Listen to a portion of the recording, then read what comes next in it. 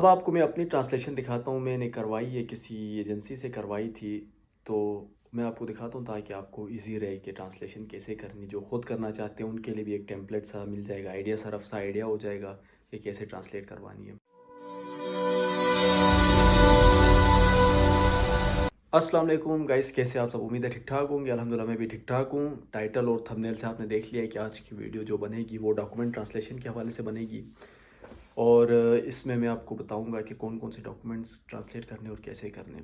सबसे पहले जिन्होंने जो डॉक्यूमेंट्स की वीडियो नहीं देखी वो जाएं, लिंक उस वीडियो की डिस्क्रिप्शन में वो देख ले, क्योंकि रशिया के बारे में मैंने डिटेल में वो बताया कि कौन कौन से डॉक्यूमेंट्स आपको चाहिए, कौन कौन सा टेस्ट करवाने, नोट ट्राई, सब कुछ उसमें है। अच्छा, तो जब आपका सेकंड स्टेज का रिज़ल्ट आएगा, काफ़ी दोस्त कहते हैं कि कितना टाइम होगा सेकंड स्टेज के रिज़ल्ट के बाद हमें डॉक्यूमेंट्स अपलोड करने में या ट्रांसलेशन या टेस्टेड करवाने में। तो सेकंड स्टेज के रिज़ल्ट के बाद 1 महीना बल्कि उससे भी कम वक्त होता है आपको अपने डॉक्यूमेंट्स अपलोड करने, ठीक है। डॉक्यूमेंट्स आपने कौन कौन से अपलोड करने, कुछ फॉर्म्स होंगे वो सेकंड स्टेज के बाद आपके पास आएंगे, वो फिल करने। और कुछ फिर आपके एजुकेशन डॉक्यूमेंट्स मांगेंगे, पासपोर्ट ये वो और उनकी ट्रांसलेशन, ये सब चीज़ें आपने अपलोड करनी है। इस पे मैं वीडियो बनाऊंगा कि वो सेकंड स्टेज के बाद जो फॉर्म्स होते हैं वो कैसे फिल करने और ये वो। लेकिन जो आपके अटेस्टेड डॉक्यूमेंट्स थे वो इस वक्त आपने अपलोड नहीं करने, वो आप एम्बेसी में दिखाएंगे। जब आप एम्बेसी जाएंगे वीज़ा फ़ाइल करवाने, तब आप उनको दिखाएंगे कि मैंने अटेस्टेशन की है, नोटराइजेशन सब कुछ की है। तो अटेस्टेशन अलग है, आपने सेकंड स्टेज के बाद अपलोड करने जो डॉक्यूमेंट्स वो आपने सिर्फ फ्रंट पेज अपलोड करने, क्योंकि अटेस्टेशन बैक से होती है। तो अटेस्टेशन आपकी अभी नहीं चाहिए, अटेस्टेशन आपकी बाद में चाहिए वीज़े के टाइम। अभी आपने सिंपली अपने डॉक्यूमेंट्स और उनकी ट्रांसलेशन अपलोड्स करनी है। लेकिन याद रखिए, जो डॉक्यूमेंट्स आप ट्रांसलेट करवाएंगे उनकी जो नोटराइजेशन होगी वो फ्रंट से होगी। अच्छा, तो सबसे पहले स्टार्ट करते हैं ट्रांसलेशन कैसे करवानी है।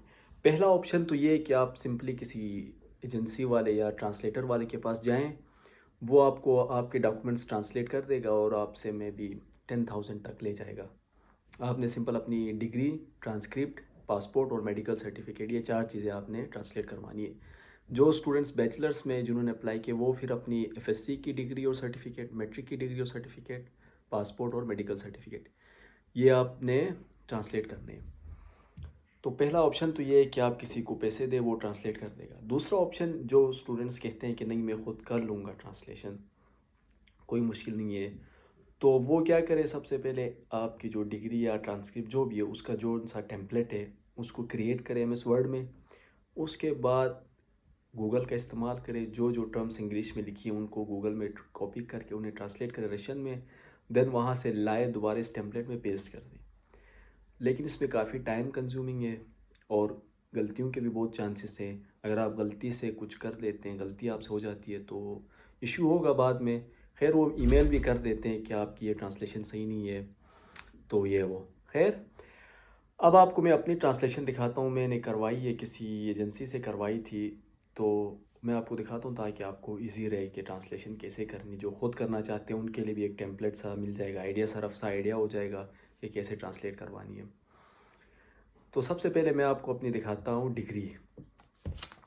ट्रांसलेशन में हमेशा आपने इस चीज़ का ख्याल रखना है कि जोन सा इंग्लिश पोर्शन होगा उसको आपने लेफ़्ट हैंड साइड पे रखना है, और जोन सा ट्रांसलेट करवाएंगे उसको राइट हैंड साइड पे रखें।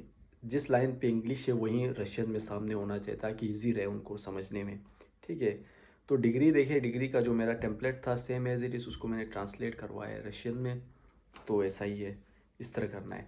अब रही बात ट्रांसक्रिप्ट की, तो आपने ट्रांसक्रिप्ट जो है कैसे ट्रांसलेट करवानी है। ज़ाहिर है ट्रांसक्रिप्ट में बहुत सारे सेमेस्टर्स होते हैं, तो एक पेज में नहीं हो सकती ट्रांसलेशन, 2 में वो करवा ले, 3 में करवा ले, कोई इशू नहीं है।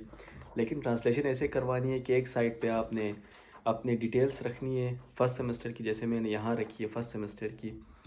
उसके बाद राइट हैंड साइड पे मैंने रखी है ट्रांसलेशन उसी सेमेस्टर की। इसी तरह उसके नीचे फर्स्ट सेमेस्टर की इंग्लिश और सेकंड सेमेस्टर की इंग्लिश, और राइट हैंड साइड पे सेकंड सेमेस्टर की ट्रांसलेशन।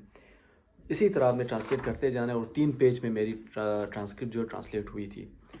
उसके बाद मेडिकल फ़िटनेस की अगर मैं बात करूँ तो मेडिकल फ़िटनेस भी इसी तरह है। सबसे पहले आप क्या करेंगे, एक फ़िटनेस की रिपोर्ट बनवाएंगे। उसके बाद उसका जो देखिए राइट हैंड साइड पे इंग्लिश में रखेंगे उस फिटनेस को, और लेफ़्ट हैंड साइड पे सॉरी, और राइट हैंड साइड पे सेम एज इट इज़ उसको ट्रांसलेट करके रखेंगे रशियन में। और इसको नोटराइज और अटेस्टेड दोनों करवाने आपने। अटेस्ट आप डॉक्टर से करवाएंगे, नोटराइज आप किसी भी वकील से करवा सकते हैं। अगर आप एजेंसी वाले को दे देते हैं तो वो खुद इसको नोटराइज करके दे देगा आपको। इसमें फिर रही बात पासपोर्ट की, तो पासपोर्ट आपने बहुत एहतियात से ट्रांसलेट करना है। पासपोर्ट में जितनी डिटेल्स होती हैं आपने उन सबको ट्रांसलेट करना होता है। ये मैंने एजेंसी से अपना पासपोर्ट ट्रांसलेट करवाया है। लेफ़्ट हैंड साइड पे मैंने उसको इंग्लिश में रखा है और राइट हैंड साइड पे रशियन ट्रांसलेशन में रखा है।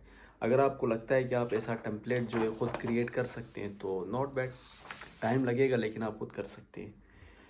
अब आप अगर ख़ुद ट्रांसलेट करते हैं तो ये काम आपका फ्री में हो जाएगा, लेकिन अगर आप किसी बंदे को पैसे देते हैं तो इसमें 7 से 10 हज़ार तक का ख़र्चा आ जाएगा। लेकिन आपने बहुत एहतियात से करना है, ट्रांसलेशन गलती नहीं करनी। तो खैर, अगर वीडियो में कोई इशू है, कोई समझ नहीं आ रही कोई पॉइंट, तो आप मुझसे पूछें, मैं ज़रूर आंसर करूँगा आपको। तो नेक्स्ट वीडियो में मिलते हैं, तब तक अपना ख्याल रखिए, दुआओं में याद रखिए। अल्लाह हाफिज़।